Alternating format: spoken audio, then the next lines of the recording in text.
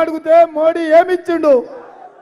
మరి ఇప్పుడు చెప్పండి మిత్రులారా, పెద్ద గాడిద గుడ్డిచ్చిన మోడీకి బీజేపీలకు కర్రు కాల్చి వాత పెట్టాలనా లేదా?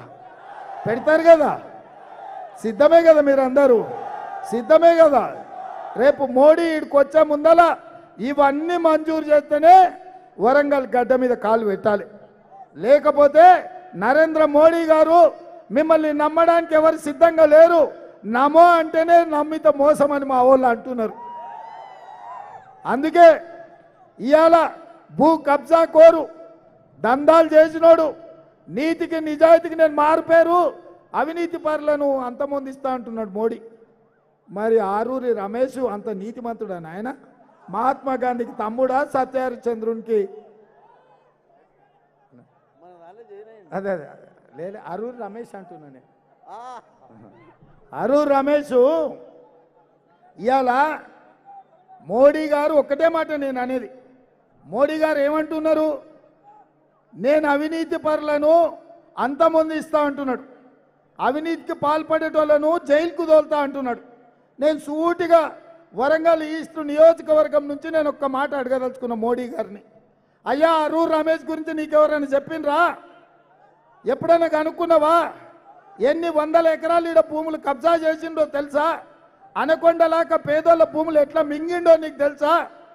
మరి అవినీతి పరుడైన అనకొండను అరూరి రమేష్ను పక్కన పెట్టి ఎన్నికల్లో బీజేపీ నుంచి గెలిపించమని చెప్తున్నావంటే నీ నీతి నేతి బీరకాయలో నెయ్యి ఎంత ఉందో గంతనే ఉంది మోడీ గారు.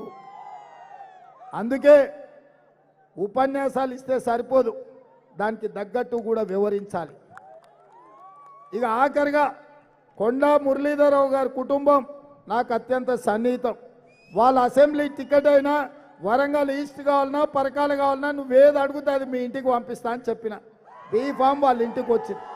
రేపు భవిష్యత్తులో కూడా కొండా మురళీధరరావు గారి రాజకీయం విషయంలో పార్టీ చూసుకుంటుంది. వారికి సమయం సందర్భం వచ్చినప్పుడు పార్టీ మంచి అవకాశం ఇస్తుందని కూడా ఇక్కడ ఉన్న మిత్రులందరికీ నేను చేయలేదే తలుచుకున్నా. కానీ ఈస్ట్ నుంచి అసెంబ్లీలో సురేఖమ్మకి ఎంత మెజార్టీ అయితే మురళన్న తెచ్చిండో దానికి ఒక్క ఓటు తగ్గకుండా కూడా డాక్టర్ కావ్యకు మెజార్టీ తేవాల్సిన బాధ్యత మురళి అన్నది.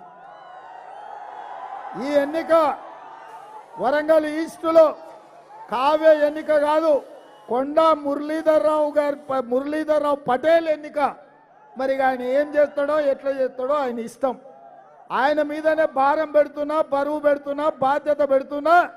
నేను మిమ్మల్ని కలవాలి, వాన పడ్డా ఉరుములు ఉరిమినా మెరుపులు మెరిసినా మిమ్మల్ని కలవాల్సిందే అని చెప్పి మీ అందరి దగ్గరకు వచ్చిన ఇంత రారైనా మీరందరూ ఉండి స్వాగతం పలికి ఈ సభను విజయవంతం చేసినందుకు మీకు ధన్యవాదాలు తెలియజేస్తున్నా. ఓకే, అదేవిధంగా నేను ఒక్కటే మాట అడుగుతున్నా.